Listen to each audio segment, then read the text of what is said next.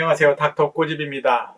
저희 병원에서는 해외에서 오시는 분들이 굉장히 점점 늘어나고 있어요. 해외에 계시는 분들에 대한 특수한 사정에 대해서 제가 이야기를 많이 또 하기도 했고, 해외에서 환자들이 왔을 때 정확한 솔루션을 갖다가 그 정해진 기간 내에 이렇게 만들어줄 수 있는 치과가 그렇게 많지는 않은 것 같아요. 그리고 이제 해외에 계시는 분들 중에서 경제적으로 여유가 있으시거나 아니면 시간이 충분한데도 불구하고 확실히 믿을만한 자국 의사, 한국 언어 소통이 되고 그런 믿을만한 닥터를 만나는 게 굉장히 힘든 것 같아서 그런지 많은 분들이 오고 계세요. 해외에 계신 분들은 한국에서 이제 치과 치료를 다 받고 싶어 하시는데, 중요한 거는 한국에서 머물 수 있는 시간이 굉장히 제한적이라는 거죠. 그리고 문제는 그런 치료를 함에 있어서 팔로우업을 할 수가 없다는 또 대표적인 큰 문제가 있어요. 그러니까 예를 들어서 환자의 증상이나 각종 치료의 반응을 봐가면서 치료를 할 수가 없다는 게 문제이기 때문에 가장 확실한 치료법으로 빠른 시간 내에 끝내드려야 되는 그런 문제가 있습니다. 이 환자분 케이스를 좀 한번 꼬집어 보면서 한번 살펴보도록 하겠습니다. 오른쪽 아래 어금니 뿌리에 염증이 있고 통증도 있어요. 치근단 절제술이 가능할까요? 라고 이제 오셨어요. 환자분이 이미 오실 때부터 나 치근단 절제술이 가능할까요? 라고 질문을 한다는 것 자체가 유튜브나 아니면 각종 정보를 통해서 공부를 이미 하고 오신 분이시죠. 그러니까 덴탈 IQ가 굉장히 높은 분이셨어요. 어쨌든 이 환자분은 중요한 건 2주 후에 출국할 예정이라는 게 이게 포인트예요. 정말 국내에 계신다고 하면은 해드릴 수 있는 술식을 못하고 바로 확실한 치료를 넘어가야 되는 케이스들이 굉장히 많거든요. 좀 안타까운 경우도 있는데 어쨌든 본인의 사정에 맞춰서 최선을 다해서 치료를 해드리고 있습니다. 그래서 이 환자분 같은 경우 어떻게 오셨냐면, 신경치료를 했는데도 몇 년 후에 염증이 생겨서 발치를 해야 된다고 했어요. 미국에 사시는 분이시니까 미국 치과에서도 이거는 발치밖에는 방법이 없다라고 하셨어요. 국내에서도 발치밖에 없다고 오시는 분들이랑 별로 다를 건 없거든요. 저희 병원에는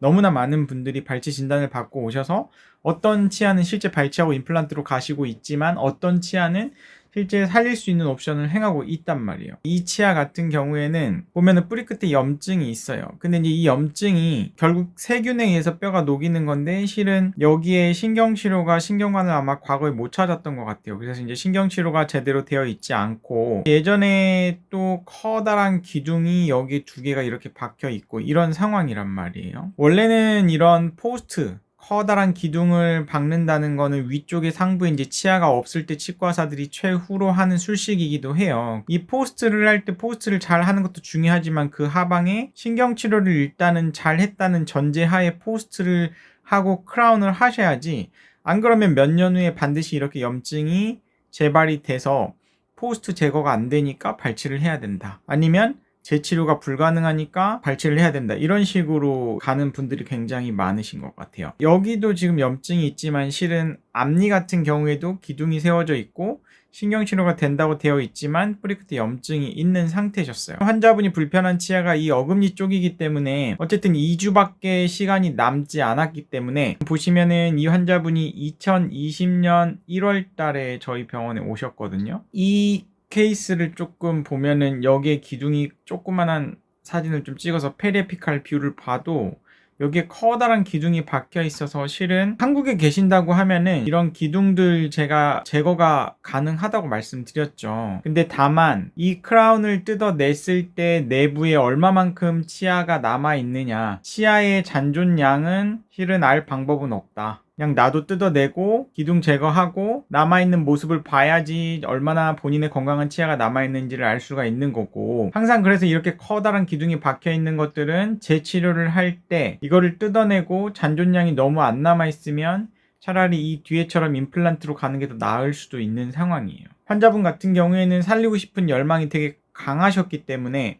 그리고 2주 안에 끝내야 된다는 미션 같은 걸 저희한테 주신 거예요. 2주 안에 끝내주세요. 치근단 수술을 본인은 받고 싶다고 하신 거예요. 왜냐면 이 안에가 일단 지저분해서 뼈가 녹는 이런 문제가 발생을 했지만, 결국에는 치근단 수술이라는 게 위쪽에서 하는 재신경 치료를 하고도 문제가 안 됐을 때는 치아 뿌리 끝을 잘라내고 틀어막는 시술을 하는 게 치근단 수술이거든요. 제가 대학병원에 있을 당시에도 실은 이런 제1대구치의 치근단 수술은 하지 말라고 하셨어요. 있어요, 교수님들이. 굉장히 이제 후방에 있기 때문에 각도도 안 나오고 힘들다는 거죠. 힘들다. 술자도 힘들고 받는 사람도 힘든데 치료의 퀄리티도 좋게 끌어내기가 쉽지가 않기 때문에 여기는 치아를 뽑아서 하는 리플란테이션, 치아 재식술을 하든 아니면 아무튼 치근단 절제술을 하지 말아라고 되어 있는데 저도 이제 어렵지만 하고 있기는 해요. 그래서 환자의 개인 사정이 미국에 거주하고 있어서 2주 후에 출국을 하셔야 된다. 그리고 1년에 한 번밖에 귀국을 못한다. 치근단 염증과 통증이 있는 상태인데 환자분께 이제 치근단 절제술을 하는데 경과 체크를 못해서 경과 관찰을 보통은 2주 후라 그러면 실밥까지 뽑고 나가시는 거거든요. 경과 관찰을 해야 되는데 그걸 못해서 조금 걸린다라고 말씀을 드리고 이제 그런 부분들을 다 동의를 하셔서 충분히 설명을 드리고 일단 수술로 진행을 한 거예요. 그래서 국내에 계셨다 그러면 저는 이거를 갖다가 아내가 분명히 신경치료를 이렇게 마무리하신 선생님이라고 하면은 이 안에 과연 얼마나 깨끗이 이거를 했을까에 대한 의문점이 있기 때문에 이 안에가 지저분한 상태에서 바로 치근단 절제술로 가는 게 저는 별로 안 좋다고 했어요. 그래서 가급적이면은 재신경 치료를 아마 하는 쪽으로 유도를 했을 것 같아요. 국내에 계시면 치근단 절제술을 할 수밖에 없는 상황이었기 때문에 바로 수술로 갔는데 이제 하는 과정에서 뭔가 치아에 금이가 있는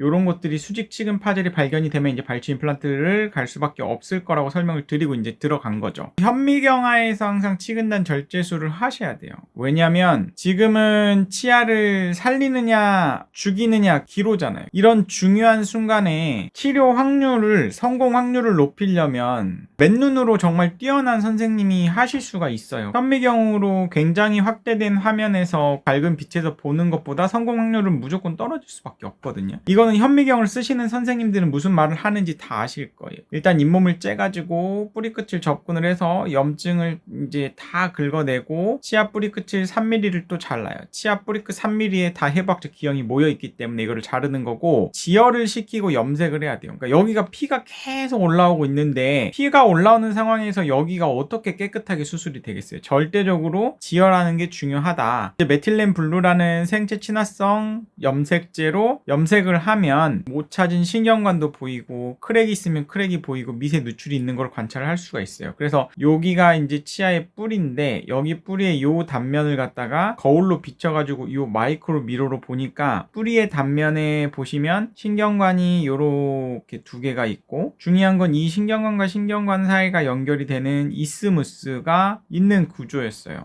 그래서 다른 분들도 화학 제1대구치에 이런 근심치에 있는 이런 뿌리는 거의 다 이런 해부학적 형태가 기형적으로 있는 경우가 많기 때문에 실제 신경치료가 100% 성공할 수 없는 것도 이 이유예요. 어쨌든 이거를 다 메꿔줘야 된다. 그래서 치아 뿌리 끝을 1mm를 거꾸로 파가지고 초음파 팁으로 역프랩을 해주는 거고 그 다음에 거꾸로 MTA라는 재료를 이용해가지고 이렇게 다 메워주는 거예요. 이 부분을. 생각보다 엄청나게 뼈가 많이 녹아있는 거를 볼 수가 있어요. 여기에서 또 치근단 절제술을 하면 무조건 뼈 이식을 하느냐 이거에 대한 질문이 있을 수가 있거든요. 근데 일단은 저는 개인적으로는 예전에 대학병원에 있을 때는 뼈 이식을 하면은 환자한테 과잉 진료 아니야 라고 생각할 수가 있어요. 제가 임플란트 수술도 많이 해보고 개원가에 나와서 치근단 수술도 많이 해보니까 결국에는 치근단 절제술 후에 우리가 바라는 건 이 부위가 다시 뼈로 생기는 거잖아요. 뼈가 생기는 게 스스로 혼자 잘 생길 수 있는 상황이면 뼈 이식을 안 해도 될 거고 혼자 스스로 잘 생길 수 없는 상황에서는 뼈 이식을 해주는 게 좋다고 저는 생각을 해요. 그러니까 예를 들어서 본 하우징 이내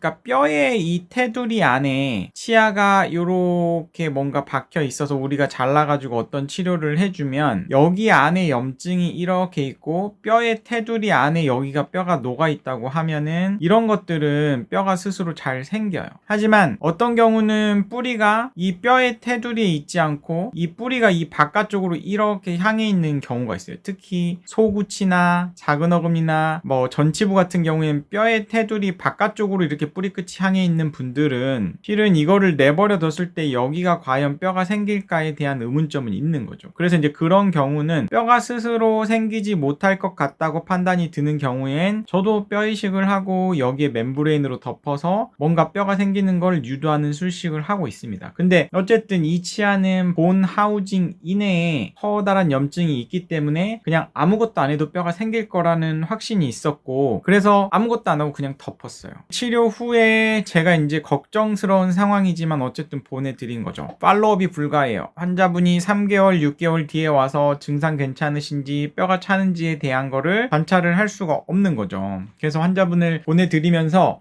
뭔가 문제가 있으시면 카카오톡이나 메신저나 메일을 통해서 우리가 소통을 합시다. 부디 아무 일 없이 잘 지내시다가 우리 만나요 라고 이제 보내드린 거죠. 한참 동안 안 나타나시다가 2023년 10월이에요.